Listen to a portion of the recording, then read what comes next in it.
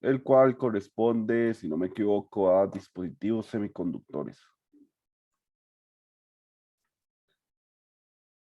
Entonces, el objetivo de este laboratorio va ligado a que estudiemos un nuevo elemento de circuito, un elemento que no se comporta de manera lineal. ¿Qué me refiero que no se comporta de manera lineal? Que no,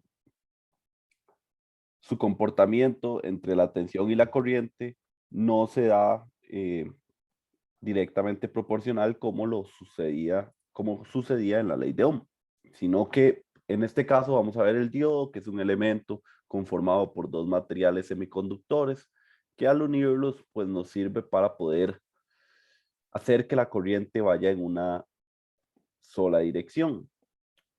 Esa es la gran utilidad del diodo, hacer que la corriente solo pueda ir en una dirección. Eso se utiliza para rectificar ondas, eso se utiliza para protección de circuitos, se utiliza también para establecer niveles de referencia, en fin, tiene una gran cantidad de usos.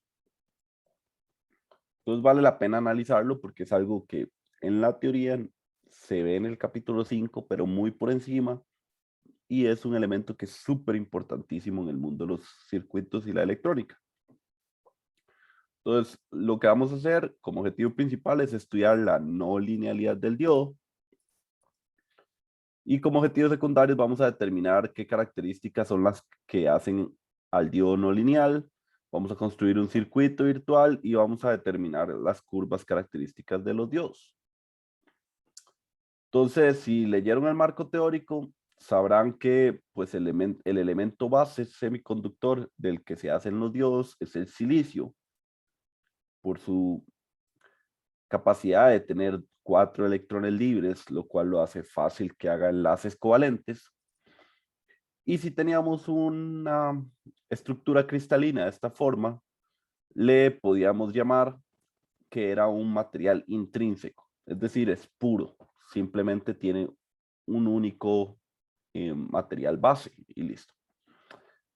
Si a este material base lo dopáramos con algunos elementos, por ejemplo, en este caso de fósforo, el cual el fósforo tiene 5 electrones de valencia, pues si lo introducimos en una estructura cristalina de silicio, pues creará los 4 enlaces que se generan igual con únicamente solo silicio, pero como el fósforo tiene un elemento más, un electrón más, mejor dicho, ese electrón quedará libre. Cuando dopamos materiales que son totalmente puros, le llamamos materiales extrínsecos. Y vamos a categorizar dos tipos de materiales extrínsecos, los materiales de tipo N y los de tipo P. Los de tipo N son como este ejemplo que yo les estoy enseñando, donde dopamos el material con fósforo. ¿Y por qué se llama tipo N? Porque al tener un electrón extra, tiene una carga negativa. Por lo tanto, N es de negativo. Entonces, esos serían los materiales tipo N, aquellos que están dopados con elementos que me permiten tener electrones extra. También está el caso de los materiales tipo P, que al final un material tipo P se vería igual que este. Por ejemplo, podríamos dopar silicio con boro, y la diferencia que tiene es que más bien al boro le hace falta un electrón, es decir, él tiene 3. Cuando haría sus enlaces de valencia, sus enlaces covalentes con los demás átomos de la estructura, pues aquí tendríamos lo que vamos a llamar un hueco, que un hueco significa nada más una falta de electrón, es decir, no tenemos un electrón, y esto se comporta exactamente igual que una carga positiva. La falta de electrones hace que mi elemento sea, o mi estructura en general sea menos negativa, es decir, es positiva. Por eso les digo que se comporta como un hueco, se comporta igual que una carga positiva, aunque en realidad el hueco no sea una partícula. La partícula es el electrón y el hueco es la falta de electrón. Pero la falta de electrón se comporta igual a que si yo tuviera una carga positiva extra. Por eso este material, si lo dopamos con boro y tiene huecos, le llamamos material tipo P, de positive. Entonces, si ya sabemos que existen materiales tipo N y tipo P, ¿qué pasa si los combinamos? Eso es lo primero que vamos a ver en la práctica de hoy. Y ahí voy a ir repasando poco a poco, pues, toda la teoría de la práctica. Entonces, el experimento comienza en este link, donde vamos a analizar este simulador de materiales semiconductores. Este simulador nos va a ayudar a entender qué sucede cuando recombinamos un material P y un material N. Entonces, lo primero que hay que hacer, todo lo que yo voy a ir haciendo aquí son los pasos que hay en el procedimiento. Entonces, pongan atención. Entonces, voy a poner aquí segmento 1. Significa que aquí puedo llenar este espacio con un material. Vamos a suponer en este simulador que este es un circuito. Esta es la batería. Vamos a poner un circuito, vamos a poner un conductor de cable. Estas bolitas son los electrones libres. Y esto rosado de aquí es el material intrínseco, es decir, silicio. El silicio es un material semiconductor, conduce y puede a la vez no conducir. Eso va a depender de las características que le pongamos. Pero vamos a irlo dopando poco a poco. Primero vamos a doparlo con material tipo N, que es el más sencillo. Entonces yo le dejo caer las N. Ahora este material dejó de ser un material intrínseco y ahora es un material extrínseco. Noten este diagrama que tengo aquí. Esto lo que me dice es cuánta energía tenemos en el material. Si ustedes tenemos bolitas y más de este lado para abajo, estamos en equilibrio. Aquí estamos en equilibrio. Es decir, un material intrínseco. Si gano bolitas a más niveles, ¿verdad? Pues ganaré más electrones. Es decir, tendré un material extrínseco de tipo N. Y si más bien pierdo bolitas, estoy perdiendo electrones. Es decir, voy a tener un material de tipo P. Eso es lo que significa este diagrama. Vean que aquí dice energía baja, energía alta. Obviamente va a tener más energía el material tipo N porque ganó electrones, ganó carga, ganó elementos. Y va a tener menos energía el material P porque perdió electrones, perdió carga negativa, por ende tiene más carga positiva. Entonces, como tiene menos electrones, es menos energético. Así de simple. Entonces, vean que cuando coloco el material tipo N, es decir, le pongo fósforo a mi silicio, gano electrones libres. En este ejemplo, pues, de la guía, ¿verdad? Aquí estamos viendo una estructura cristalina con solo un elemento de fósforo, pero si esta estructura cristalina es más grande, pues tendrá más elementos de fósforo, ¿verdad? Entonces ganaremos más electrones. Por eso que hay unos cuantos. Si ustedes ven, yo le pongo una alimentación en este sentido. Este sería el positivo y este sería el negativo. Vean que los electrones empiezan a moverse por el material. Si viéramos el material como de lado, tenemos un montón de huecos llenos con electrones y teníamos un electrón libre aquí, ¿cierto? Y aquí para allá viene el conductor y acá para allá viene el conductor, por decir este conductor y este conductor. Esto de aquí adentro es como si hiciéramos un zoom aquí. Entonces este es mi electrón libre. Cuando yo llego y le conecto una batería y le pongo más aquí y menos aquí, este electrón, como es un electrón libre, va a fácilmente fluir hacia el más. Y electrones que vienen desde el menos también van a fluir. Entonces tenemos conducción. Esto que estamos analizando es lo que le llamamos conducción o cuando tenemos corriente eléctrica. Tenemos un flujo de electrones libres, que están fluyendo a través del material con la polaridad. ¿Ok? Si hacemos este mismo análisis, proponemos una tensión negativa, o sea, se le da vuelta a la batería, le dimos vuelta a la batería, voy a pintarlo con otro color. Aquí tenemos ahora el más y aquí tenemos el menos. En este caso, si hacemos el mismo ejemplo, Vamos a tener los huecos con su electrón, ¿verdad? El enlace covalente bien hecho. Y tenemos el electrón libre. Pero ahora el más está de este lado y aquí está el menos. Entonces, como esto es un electrón, va a buscar hacia el más y desde el cable van a venir más electrones. Es decir, si lo pongo en dirección contraria, también conduzco, porque es un material tipo N, al final es un conductor también. No importó la polaridad que yo le puse a un material tipo N y para los dos lados condujo con este análisis que yo acabo de hacer. Ahora, vamos a vaciar todo, vamos a poner en 0 de nuevo y ahora vamos a dopar con material tipo P. Dopo con material tipo P, pierdo electrones, ¿lo ven? Es decir, más bien tengo huecos, tengo una serie de huecos, ¿ven? Por eso queda como liviano. Y si pongo la tensión eléctrica en una dirección, es decir, así, más o menos, vean que tengo corriente eléctrica. ¿Por qué? Porque si volvemos a hacer el mismo análisis, viene aquí el cable conductor, viene aquí todos los huecos que tengo, viene el cable conductor del otro lado, tengo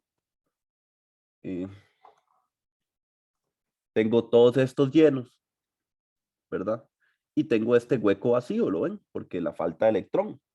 Entonces, cuando yo pongo la polaridad aquí, más y menos, lo que sucede es que este electrón que está en el enlace se va para acá, este ocupa su campo, este ocupa el otro campo, este ocupa el otro campo, este ocupa el otro campo, este el otro campo, y un electrón que viene desde el cable llega y se introduce aquí y pasa al otro lado. Es decir, al final vamos a seguir teniendo conducción eléctrica, nada más que por un principio diferente al anterior. En este caso, la conducción eléctrica se está dando a través de un hueco móvil, se le llama esto. Porque vean que en realidad no hay electrones en la banda de conducción, no hay electrones libres que estén fluyendo por la banda de conducción, sino que más bien tenemos electrones que van pasándose de hueco a hueco y ese hueco pues se va liberando y llenándose un nuevo electrón, liberándose y llenándose un nuevo electrón, y al final el electrón, cuando llega al final, pues sale hacia el conductor y del conductor viene otro electrón. En moraleja, si pongo la corriente eléctrica en esta dirección, por el material tipo P, fluye corriente. Hagamos el caso inverso. Pongamos ahora menos 4. Es decir, pongo la corriente en la dirección contraria. Ahora tengo aquí el más y tengo aquí el menos. Si vuelvo a hacer el dibujo, viene aquí el conductor, tengo los huecos, ahora aquí tengo más, aquí tengo menos, tengo todos estos huecos ocupados y tengo uno libre. Cuando enciendo, este electrón se va hacia allá, deja este hueco, un electrón de aquí viene y ocupa este hueco, luego este viene y ocupa este hueco, luego este ocupa este hueco, así va moviéndose, y una vez más, un electrón sale por aquí y un electrón entra por aquí, y así se va dando ese desplazamiento. Otra vez tenemos conducción por el tema del hueco móvil. Vean que es diferente la conducción en un material tipo P y en un material tipo N. Sin embargo, los dos materiales son conductores. Los dos materiales conducen la corriente eléctrica en las dos direcciones. Al final podemos pensar que un material tipo N es como un elemento conductor con menor resistencia. Y un material P termina siendo un elemento conductor con mayor resistencia. ¿Por qué? Porque es más fácil generar la conducción cuando tengo un electrón libre y simplemente se mueve sobre la banda de conducción, que cuando más bien tengo que estar separando un electrón de cada hueco para lograr la conducción. Eso en una manera muy sencilla se ve como un material menos resistivo y otro material más resistivo. Entonces esas son las dos características de cada uno. Ambos conducen la dirección en las dos direcciones. Ambos son elementos conductores, solo que uno tiene más resistencia que otro y su conducción funciona por principios distintos. Muy aburrido, ¿verdad? Muy aburrido que no hagan nada. O sea, los dos conducen en las dos direcciones. ¿Qué tiene eso interesante? Bueno, lo interesante está cuando los mezclamos. Cuando los mezclamos, vamos a poner dos materiales. Esta que vemos aquí es el espacio de este material, que si lo voy a dopar con material tipo N, gano electrones, ¿lo ven? Y este espacio acá es este espacio acá, que si lo dopo con material tipo P, pierdo electrones. Entonces, pongan mucha atención por lo que va a pasar en este momento. Voy a poner el material tipo N y apenas pongo el material tipo P, observen lo que pasa. ¿Vieron lo que sucedió? Voy a volverlo a hacer. Pongo material tipo N y luego apenas pongo el material tipo P, parte de estos electrones se combinaron con estos huecos y se creó una fuerza interna en la batería. Entonces voy a acudir a mi pizarra de Paint para que hagamos un detalle. Vamos a tener un material aquí, que va a ser un material tipo N, y voy a tener aquí un material que es un material tipo P.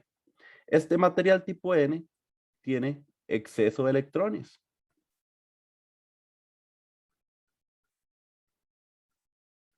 Y este material tipo P tiene exceso de huecos, es decir, se comportan como si tuviera exceso de cargas positivas.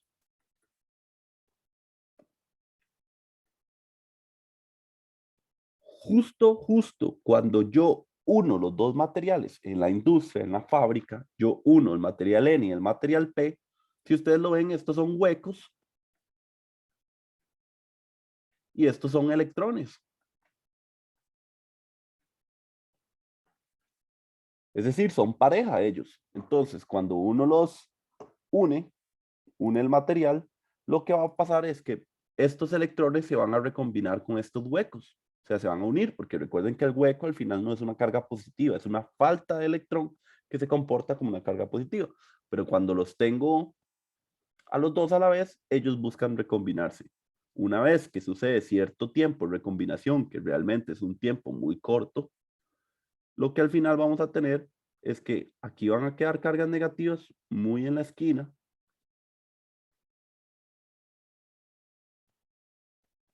De este otro lado van a quedar los huecos que me quedaron libres, todos de este lado. Y esta zona del centro se le va a llamar zona de recombinación. Esta zona aquí del centro. Y fue una zona donde estos electrones se mezclaron con estos huecos. Entonces esta zona no tiene carga. Si lo ven, ¿qué terminó siendo? Un exceso de cargas positivas por un lado y un exceso de cargas negativas por otro lado, genera un campo eléctrico. Es decir, una diferencia de potencial. Es decir, aquí hay un más y aquí hay un menos, ¿ven? Porque se recombinaron. Aquí en el centro no quedó carga de ningún tipo y quedó un espacio, una distancia dentro del material. De un lado quedaron el exceso de cargas negativas y del otro lado el exceso de cargas positivas. Es decir, se generó un campo eléctrico interno en el diodo. Vamos a volver a ponerlo aquí. Entonces, acabo de mencionar la palabra diodo. Un diodo es la unión de un material N y un material tipo P.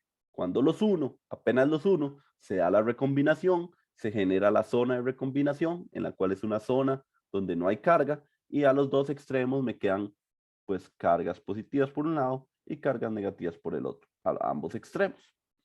¿Qué efecto tiene esto sobre el circuito? Ya vamos a verlo. Voy a poner la batería. Voy a ponerla primero positiva, es decir, voy a poner primero aquí el más y aquí el menos. Cuando lo pongo así, vean lo que sucede. Voy a empezar a subir. Cuando lo pongo, voy a empezar desde cero. Vean que cuando estoy en cero, no hay corriente. Empiezo a subir la batería. Empiezo a subir la batería, 0.1, vean que no se mueve, no hay corriente. 0.2, todavía no hay corriente. 0.3, todavía no hay corriente. 0.4, todavía no hay corriente. Vean aquí la flecha de las fuerzas. La fuerza interna equivale a esa fuerza de campo eléctrico y la fuerza de la batería es la fuerza externa que yo le estoy poniendo. Vean que ya por ahí de 0.5 la fuerza de la batería logró vencer la fuerza interna. Venga, ahí están como parejitos. Por ahí 0.5 ya la rompió, la logró vencer, aún tiene ahí un poco como de lucha. 0.6, 0.7 y ya empieza a haber corriente, ¿lo ven? Y empieza a haber corriente. ¿Qué está sucediendo? Vamos al Paint de nuevo. Entonces teníamos material tipo N con exceso de cargas negativas aquí. Un material tipo P con exceso de cargas positivas aquí. Esta zona era la zona de recombinamiento y genera un más menos con una diferencia potencial. Esto es lo que vamos a llamar la barrera potencial del diodo. Entonces, cuando yo vengo y conecto esto en un circuito y pongo el más aquí y el menos aquí, hagamos este análisis cualitativo. Si aquí estoy poniendo menos y aquí hay electrones, cargas negativas y con negativas se atraen o se repelen. Pregunta para ustedes. Se va a repeler. Exacto, entonces estos electrones van a querer irse hacia allá. Lo mismo pasa con esto. Recuerden que los huecos al final se quieren comportar como cargas positivas. Entonces los huecos también van a querer irse hacia allá. Pero hay esta zona de combinación y hay este campo eléctrico que apunta hacia allá. Entonces, necesito que la energía externa sea mayor que la energía interna para lograr hacer que estos electrones se brinquen todo este espacio y se vayan hacia allá. Si yo logro eso, tengo corriente eléctrica porque voy a estar haciendo el flujo de electrones. Todo electrón que venga por aquí va a llegar aquí. Como la energía externa es más grande que la interna, el electrón se va a saltar la barrera y va a seguir su camino como conductor. Eso es lo que está sucediendo. Entonces, por eso es que la corriente eléctrica empieza a fluir hasta que yo tenga aproximadamente una energía externa mayor a la energía, una fuente de energía externa que genere una fuerza mayor que la fuerza interna. ¿Lo ven? En este ejemplo, en 0.5 ya logré derrotar esa fuerza. Entonces ya vean que empiezan a fluir los electrones. Y ya en adelante, pues si yo le pongo más fuerza externa, va a haber más corriente, por lo tanto los electrones se van a mover más rápido. Listo, buenísimo. El diodo, si yo lo polarizo directamente, ¿qué quiere decir? Poner aquí el más, donde está el más, y poner el menos, donde está el menos. Genero corriente eléctrica una vez que pase la barrera potencial. Genial, excelente, no hemos descubierto nada nuevo. O sea, conduce en una dirección siempre y cuando se rompa la barrera potencial. Ahora hagamos el análisis inverso. ¿Qué pasa si le pongo la batería al revés? Ahora el más está aquí y aquí está el menos. Si lo pongo en 0, ven que en 0, ahí se está intentando como...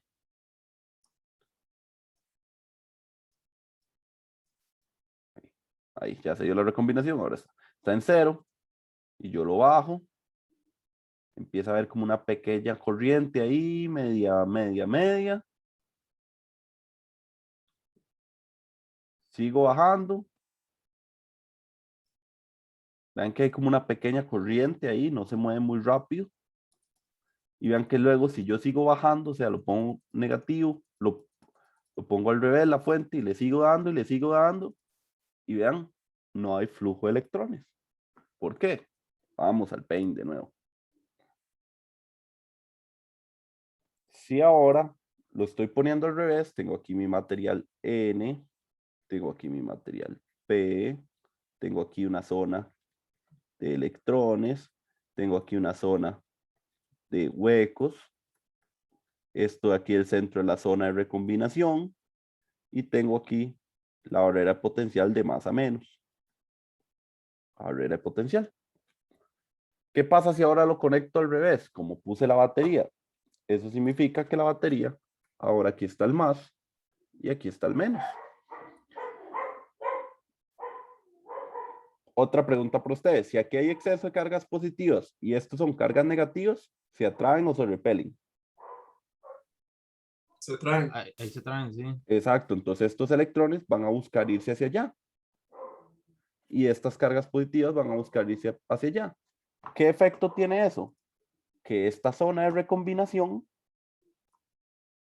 se hizo más grande. Porque imagínense que esto se jaló un poquito para la izquierda y esto se jaló un poquito para la derecha. Entonces, pues la zona de recombinación, que sería todo esto, se hizo más grande. Los electrones fluyeron hacia allá y aquí se hizo más grande. Fluyeron hacia acá, estos fluyeron hacia acá, pero vean que no están intentando pasar el diodo, no pueden pasar el diodo. Ahora esta barrera más bien se hizo más grande. Si antes no la podían pasar, apenas se recombinó, menos la van a pasar cuando lo polarizo inversamente. Esto es lo que estoy haciendo. Al poner la batería así, vean, la polaridad es al revés a la barrera de potencial del diodo. Eso hace que la barrera de potencial del diodo sea más grande y pues electrones que hay aquí no pueden saltarse la barrera porque es muy grande. Y entre más fuerza externa le pongo yo, más bien, vean, más bien voy ayudando a que la fuerza interna de la batería se haga más grande, porque como hago esa barrera potencial más extensa, se hace más fuerte. Es más difícil que los electrones pasen. Moraleja de la historia, si polarizo el diodo inversamente, no hay corriente. Si lo polarizo directamente, sí hay corriente. Si lo polarizo inversamente, no hay corriente. Así funciona un diodo. ¿Vieron? Un material P conducía en las dos direcciones, más difícil que un material N. Un material N conducía en las dos direcciones, más fácil que un material P, pero cuando yo los uno, tengo este gran elemento llamado diodo que solo me deja que la corriente vaya en una dirección. Y con este análisis que acabamos de hacer, acabamos de cubrir toda la parte del procedimiento, que era entrar al simulador, poner 4 volts, ver qué pasaba con el material tipo P, luego ponerle menos 4 volts, ver qué pasaba, luego poner el material tipo N, ponerle 4 volts, luego ponerle menos 4 volts, ver qué pasaba. Ya les conté, los dos son conductores, uno es mejor conductor que otro, pero pueden conducir la corriente en las dos direcciones. Luego de esto, poníamos los dos segmentos, los mezclábamos y vimos que cuando lo polarizo directamente el diodo, puedo conducir y cuando lo polarizo inversamente, no conduce. Eso sí, cuando lo polarizo directamente, tengo que ponerle una fuerza externa que sea mayor a la fuerza interna del diodo. Es decir, tengo que ponerle una batería que tenga una tensión eléctrica mayor que la tensión eléctrica que se genera dentro del diodo. ¿Y cuánto es esa tensión eléctrica que se genera dentro del diodo? Bueno, eso va a depender del tipo de diodo. Por ejemplo, este diodo que ven aquí dice diodo de silicio, aunque esta imagen en realidad es un diodo de germanio. Pero se ve exactamente igual, un diodo de silicio es así también. Con esto aquí pintado, nada más que esto es negro. Se ven iguales. O sea, nada más que este, yo sé que es uno de germanio porque pues los he visto. Pero son iguales. El tamaño, construcción. ¿Cuál es la diferencia? Que este está hecho de silicio, su elemento base es silicio. Y este es de germanio, su elemento base es germanio. Simplemente por utilizar un diferente elemento, la barrera de potencial del de silicio anda por ahí de 0,7 volts. Es decir, cuando le pongo una batería de más de 0,7 volts en configuración directa, él conduce. Y el del diodo germanio, su barrera de potencial anda por 0,3 volts. Es decir, necesito superar 0,3 volts. Esta barrera de potencial es más pequeña por los materiales con los que se fabricó. También, por ejemplo, los famosos LEDs, lo que tenemos ahora en el celular, en el flash del celular, los que tenemos las pantallas LED, que tenemos ahora rótulos de las tiendas son LED, todo el mundo es LED ya. Ahora es el boom del momento, ser LED. Bueno, adivinen qué significa la palabra LED. Significa lighting emitting diode. Lighting emitting diode. Significa diodo emisor de luz. Al final él es un diodo. También tiene una barrera de potencial. Y esa barrera de potencial, de hecho, depende del color que sea el LED. Por ejemplo, un LED rojo tiene una barrera potencial de aproximadamente 1 volt y un LED azul tiene una barrera potencial aproximadamente 4 volts. Uno verde tiene como 2,2 volts, por ahí. Entonces hay muchos tipos de diodo, todos tienen su propia barrera de potencial dependiendo del material que tengan y todos tienen diferentes usos. Por ejemplo, este diodo de silicio se suele utilizar como rectificador de ondas, o el de germanio también se puede utilizar como rectificador de ondas. Se puede utilizar como protección también. Los diodos LED ya sabemos que son para iluminar. El diodo Zener tiene demasiados usos también. Uno de ellos es ser un nivel de referencia fija. Y hay otros diodos, como por ejemplo el diodo Schottky, que se ven exactamente igual los diodos. Lo único que cambia de diferente es pues, que tienen un código diferente. Y el diodo Schottky también se usa en aplicaciones como que hayan lecturas muy rápidas, porque es un diodo muy rápido. O sea, cambia muy rápido. Él les puede pasar de estar conduciendo a no conducir. Esos son los tipos, esos son los diodos y más o menos su funcionamiento principal. ¿Tienen alguna pregunta? Vamos por la mitad del experimento.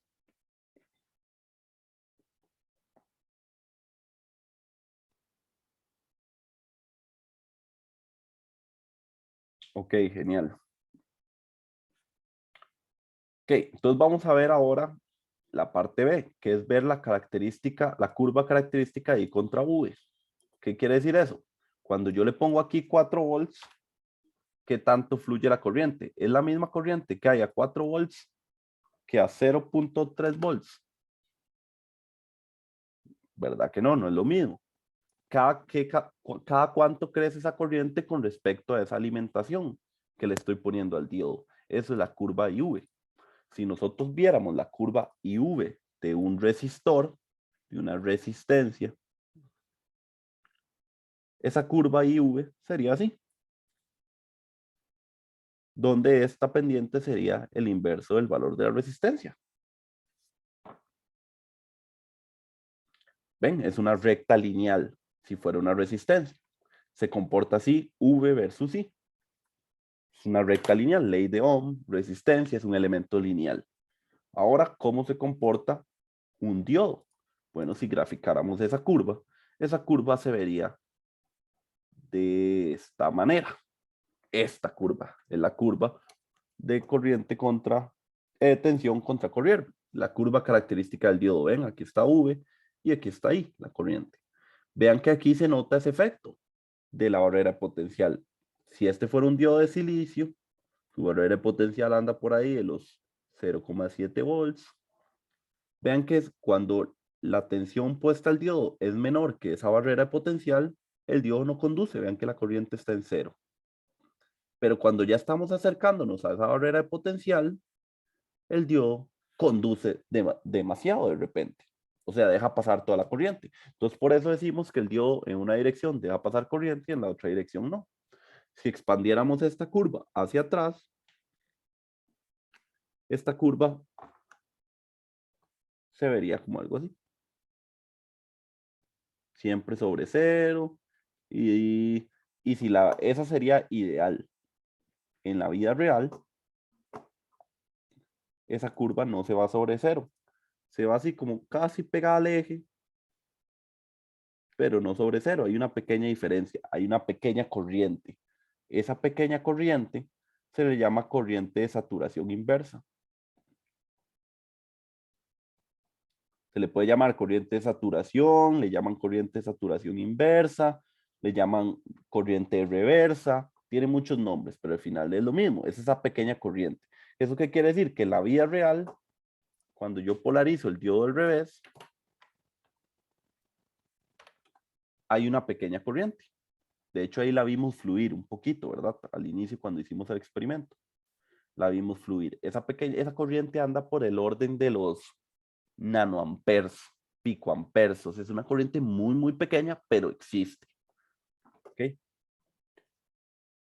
Volviendo al plano ideal, en el plano ideal, para atrás todo es sobre cero y sobre este eje, hasta que se supere la barrera de potencial, empieza a haber corriente. Eso es lo que quiere decir esta gráfica. Esta es lo que es la famosa curva característica del diodo. Y la corriente de fuga ya les expliqué, que de hecho aquí se llama, como les dije, le llaman corriente de saturación inversa, corriente de reversa o corriente de fuga, ese es otro nombre. O sea, tiene un montón de nombres, nada más que vean que todos los nombres significan prácticamente lo mismo. Hay algo en reversa, algo que no debería suceder. Y ven, es del orden de los nanoamperios, incluso picoamperios, muy pequeño. Entonces, ¿qué vamos a hacer en la segunda parte del laboratorio? Obtener esta curva característica para diferentes diodos y ver que todos tienen el mismo tipo de comportamiento.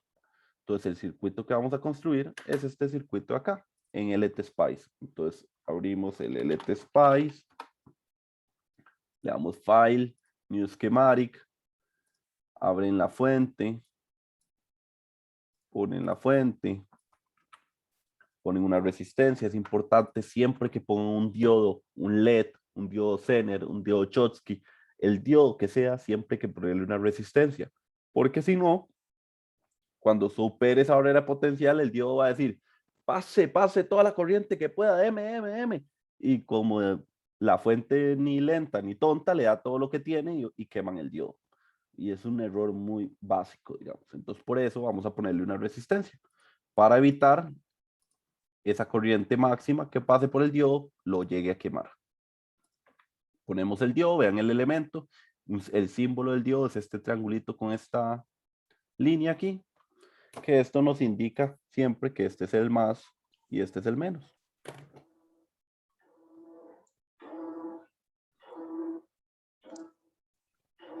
¿Alguna duda en este momento?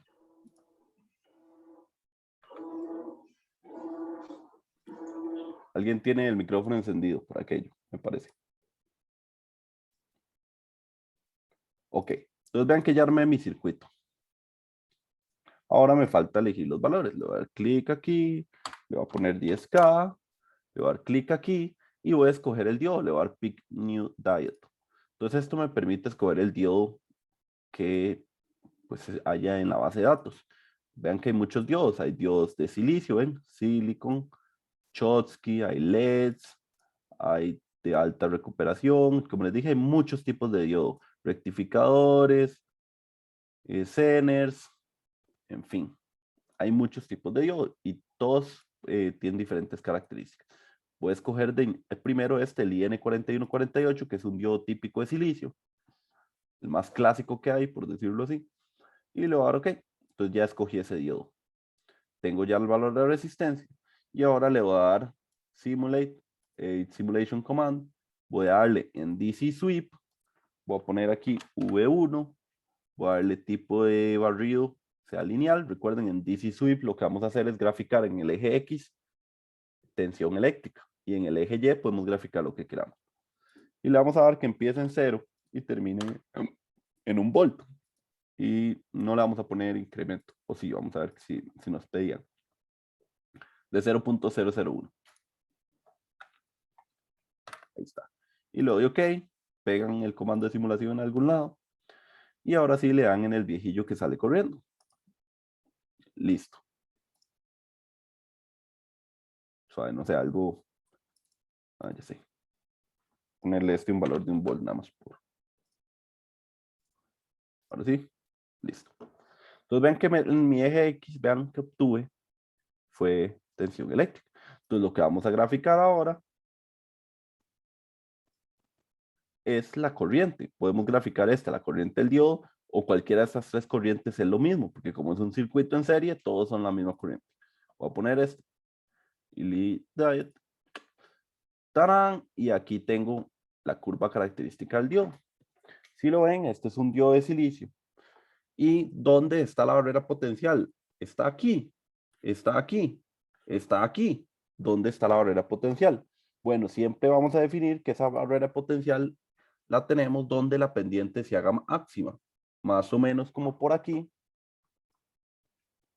vean que ya más o menos esta corriente ahí se comporta de la misma manera. Y vean que por aquí es donde se despega, que es de hecho muy cercano a los 0.7 teóricos de una barrera potencial de silicio.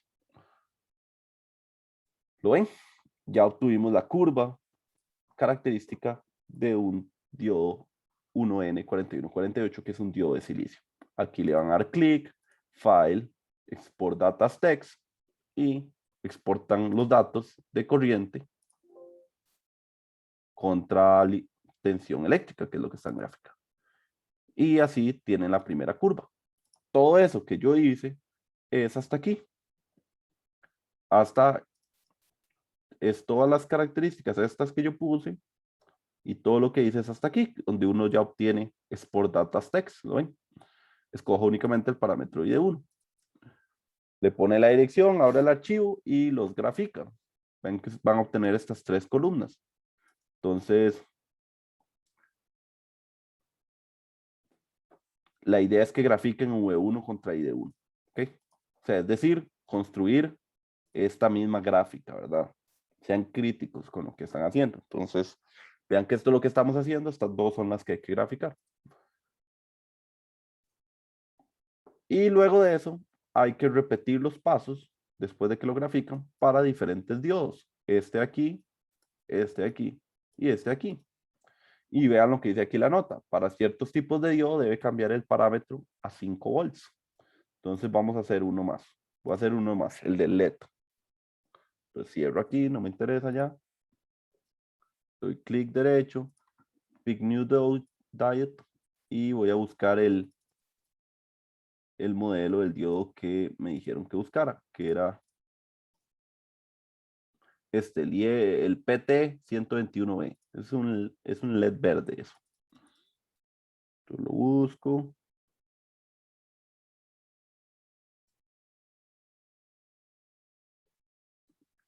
Siempre me cuesta un montón encontrarlo. Vamos a ver dónde aparece.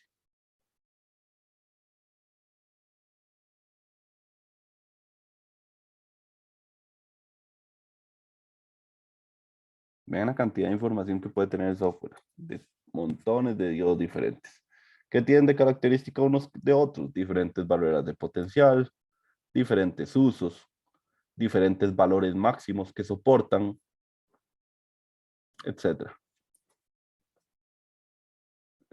No lo encontré. Vamos a ver. Tiene que estar por aquí, más arriba.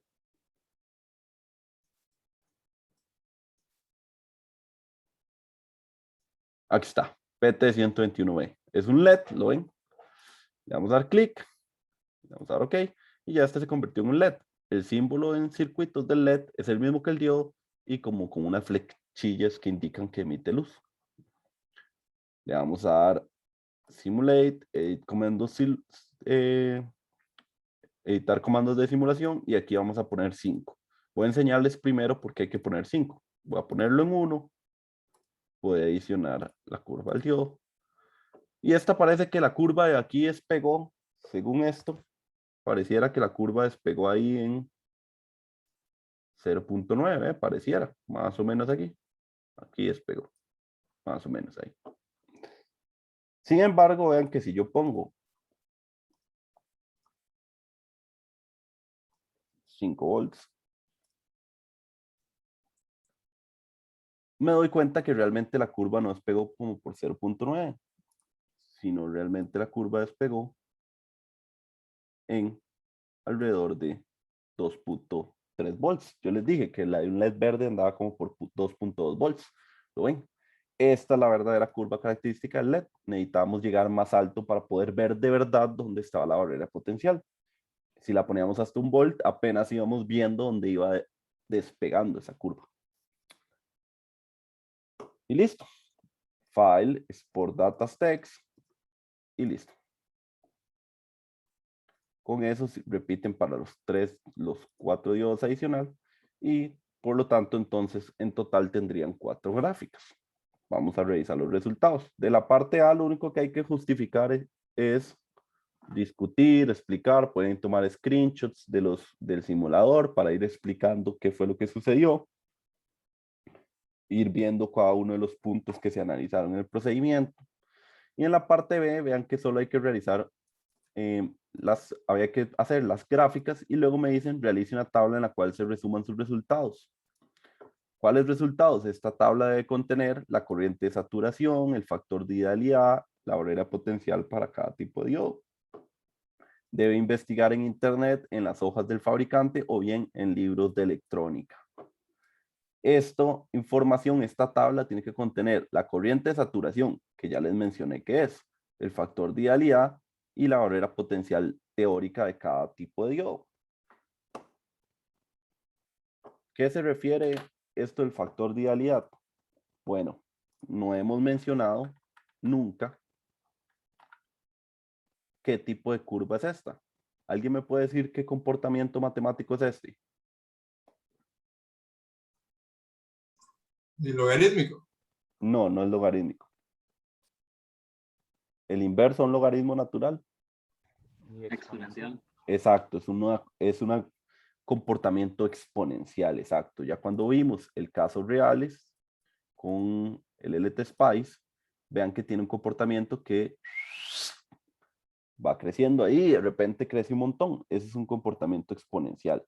Si viéramos cuál es la ecuación que corresponde a esta curva, cuál es la ecuación, ya se las voy a mostrar, la tengo aquí en un documento de electrónica. Denme un momento.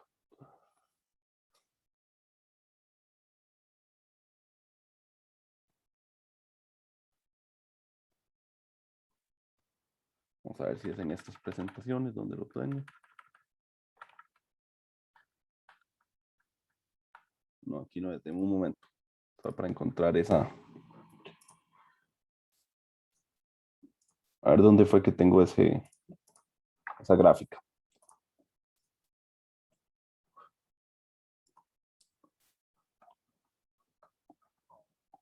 Ok, ya la encontré.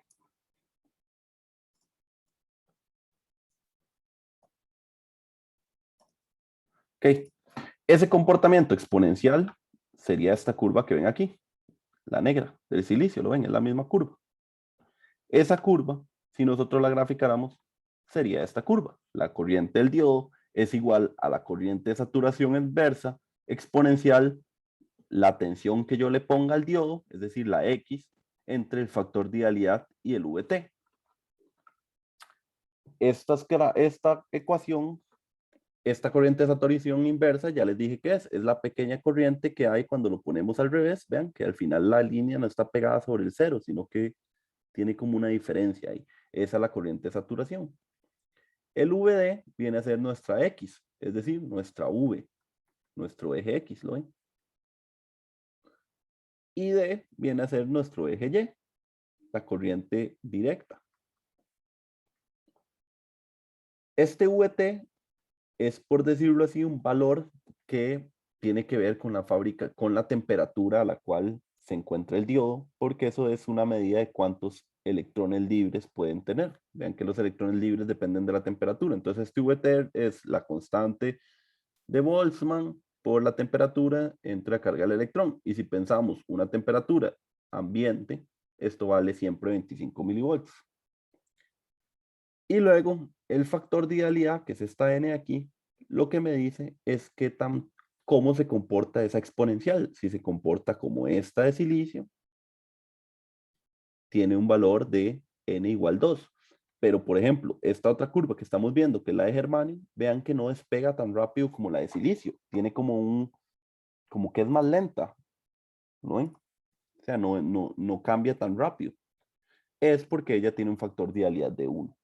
Entonces, este factor de idealidad tienen que buscarlo en internet, y aquí prácticamente está la respuesta, que es 1 para germanio, 2 para silicio. Tienen que buscar los demás para los demás tipos de diodo y casi siempre anda ahí entre 1 y 2. Esta ecuación de aquí ya corresponde realmente a esta curva, la curva que hemos estado analizando. Tal vez me falta mencionar de qué depende esta corriente. ¿Esta corriente de qué depende? Esa corriente depende puramente del proceso de fabricación, de la cantidad de de electrones libres que tengamos, de la cantidad de huecos. Es algo de fabricación, no se puede controlar a ciencia cierta, pero los fabricantes siempre te ofrecen un valor típico de cuánto puede valer esa corriente de saturación. Y vean, puede ser muy, muy pequeña, del orden de los nanoamperes, picoamperes, femtoamperes. Es una corriente muy, muy pequeña. Entonces, esas tablas lo que tienen que hacer es buscar esos valores típicos. Ya les dije, para el diodo de silicio, factor de idealidad 2, barrera potencial de 0.7 volts, diodo de germanio, barrera potencial de 0.3 volts, y el factor de idealidad es de 1. Así, busquen ustedes en hojas del fabricante y o libros valores más, los valores reales. Un buen libro que les recomiendo yo, que pueden encontrar esa información fácil, porque internet a veces cuesta, pero por dicha tenemos, yo les puedo dar la recomendación de un buen libro. Es uno que es de un autor que se llama Razavi. Ya se los voy a colocar para que lo busquen. Yo lo encontré en internet, entonces ustedes deberían poderlos también encontrar en internet, el libro. Recuerden que la idea es que siempre parte del curso es aprender a buscar en buenas referencias, ¿verdad? Diodos son muy famosos. En internet va a encontrar un montón de información, pero después de mucho buscar se van a dar cuenta que toda la información es súper básica y simplista para gente que no sabe nada a nivel universitario. Si buscan este libro y buscan ahí información de él, pueden encontrarlo. Pueden encontrarlo en en el Niemen, que es del 2010, que se llama Microelectronics. No sé por qué lo tilde si está en inglés. Microelectronics, Circuit, Analysis and Design. Ese es un libro donde pueden encontrar esta información. Y otro libro es el Razavi B del 2013, que se llama Fundamentals of Microelectronics. En esos dos libros se fijo pueden encontrar información relacionada a todo esto. Nada más que hay que leer, ¿verdad? Tienen que leer. Y eso sería el laboratorio de hoy. Con esa tabla y las curvas se termina todo lo correspondiente a la parte 2. ¿Tienen alguna pregunta? De mi parte todo claro. Qué bien. ¿Algún otro tiene algo que consultar? Profe, una consulta sobre esto de los gráficos. No importa si yo uso otro simulador para graficarlo y simplemente busco la hoja de datos de los diodos para poner las tablas y Puedo utilizar otro simulador si no tengo problema. Lo único es que vea que estamos graficando la alimentación versus la corriente. Entonces, que el simulador también pueda hacer eso. ¿Está bien? Sí, está. Listo. Y lo de la tabla se llena con la hoja, con las hojas de fabricante y busquen referencias. Porque en la hoja del fabricante, por ejemplo, no vienen los factores de idealidad. Es algo que viene muy en libros de fabricación de electrónica, como esos dos que te acabo de mostrar. ¿Está bien? Entiendo, profe. Muchísimas gracias. Vean que les doy unos libros, ningún profe les da libros. Entonces, les di un empujón. Eso sería todo de mi parte por hoy. Muchas gracias. Los dejo para que puedan trabajar en el reporte. Y pues si tienen alguna duda, no duden en consultarlo. Muchas gracias. Hasta Muchísimas luego. gracias, profe. Hasta luego. Gracias, profe. Hasta luego, que les vaya muy bien. Muchas gracias, profe. Que le vaya muy bien. Igual a usted, pura vida.